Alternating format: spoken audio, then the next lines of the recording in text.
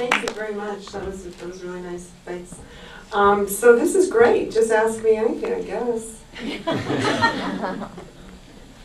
Yeah. Did you, when you wrote Olive Kitteridge, did you envision, I mean, as you were writing each story, did you just keep writing about her, bringing her in because you just loved her as a character so much? Because when you read when some of the stories were written, Right. I went back and Right. said, oh, that was written first, and then, Right. so I found it, the integration of the stories phenomenal, actually, that you could even keep that going.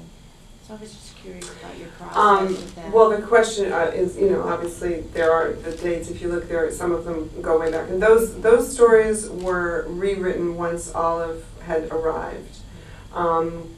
She did not arrive in chronological order. You know, I don't write any story in chronological order, so I certainly don't write a book that way. But I did begin to have a sense of these stories that could be rewritten, that were actually kind of Crosby main stories, and I realized, wait a second, I can rewrite that. So they were significantly rewritten, but had to be attributed to the initial place and source. So that accounts for some of the older ones. I don't know if that answers your question. So the original linking was actually Crosby. That was what sort of held them together? No, it was Olive who held them together. It was Olive who held them together. The sense of place was huge. That was almost as significant as Olive in terms of holding it together. But for me, it was Olive, and where did she live, and what happened around her. And it's always been really, really interesting to me. It happens anywhere, but particularly in a small town, I think, where you see people and you think, oh, that's so-and-so, you've known them for 30, 40 years. But you don't know them, of course, and what's really going on behind their door, you don't really know that. And so that kind of, that, I thought it would be interesting for people to see, for the reader to see Olive the way people in a small town see her. Some know her better, and some don't know her. And yet she has, in the same with everybody else in that town. So in that sense, the town became the sort of petri dish for Olive to spring out of. Yes? What was the story that launched the collection, the first one that you wrote? If I remember, well, it's interesting to me, hopefully to you. The first full Olive story that I wrote, I'm pretty sure, and I'm not good at remembering this sort of thing, but I think the first full Olive story I wrote was A Little Burst at her son's wedding. That was definitely Olive from the beginning to the end. And I wrote that story within a couple months, which for me is amazing. That's like so fast.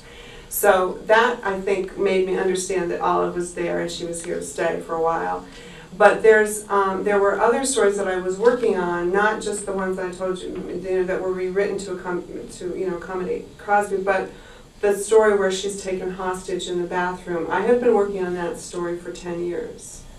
And I couldn't get it. I just couldn't get it. But I was so interested in the Stockholm Syndrome, which is when the bank robbers in Stockholm took, well, it was one bank robber, I guess, took a couple of the bank tellers hostage, and they sort of fell in love with him and went to visit him in the hospital. And it just, when I read that, I was really quite young when I read that, but it just, it just hit some spot with me. So I knew that I would write.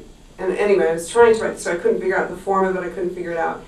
And then after I wrote that first Olive story, I realized, I thought, wait a minute, where's that story? Because the woman in that story was named Evelyn. And I was only about halfway through, but I couldn't get it. And then I thought, oh, well, I bet that's an Olive story, and it was.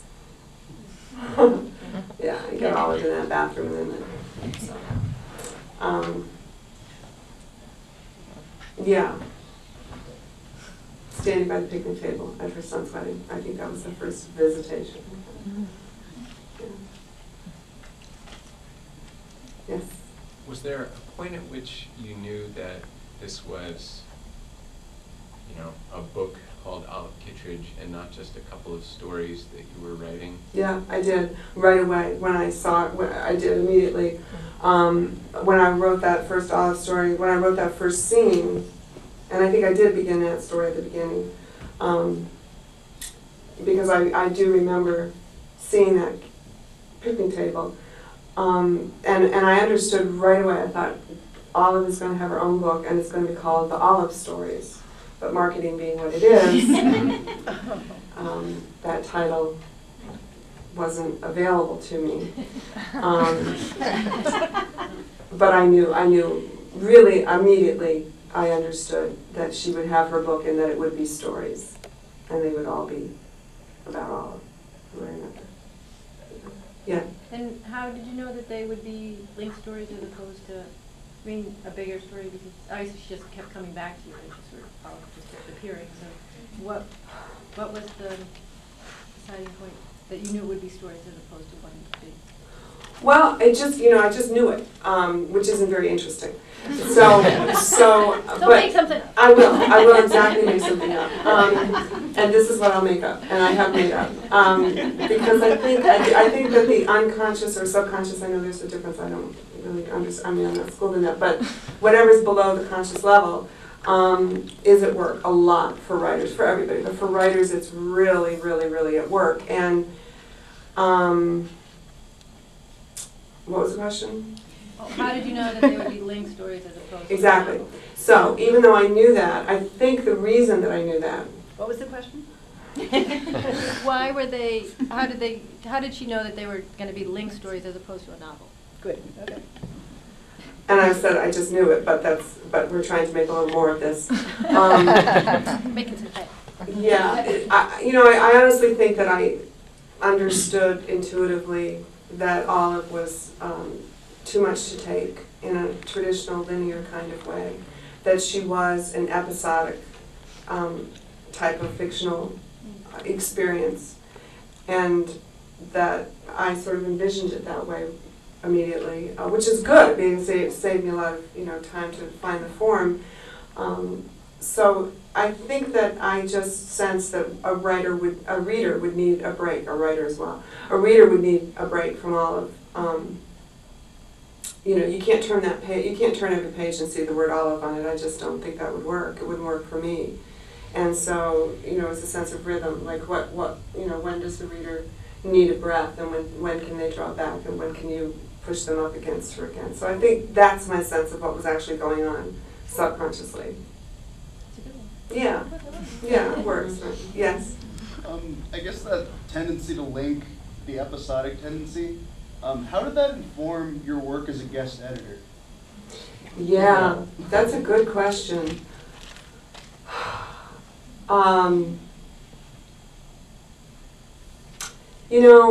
We have our sensibilities. They come to us or they develop for whatever reasons. And we respond to certain forms, to certain, the essence of a piece. And I think that editing Ploughshares, to be able to choose stories that somehow in some way kind of settled into an experience for the reader. I don't expect anybody to read Ploughshares from the beginning to the end, although I've heard that people do. But that more that you pick it up and what is this? What's in here? And the poetry as well, which is really interesting to me, to combine those forms and sort of make an overall shape. So I remember telling a friend, Richard Bausch, the writer Richard Bausch, who's actually in there somewhere, I shouldn't be giving away mine. But anyway, I said, it's like, I was talking to him about working, and I said, it's like there's this cardboard box next to me, and my hand is in the box, and there are these shapes, and I can't see them, but I just continually go and play with them and touch them, and try and he got it, which was which is why I'm repeating to you. So great to have somebody get that. But that's what I'm talking, in terms of the Ploughshare things, it's a hard thing to actually put into words. I see it more in terms of shape.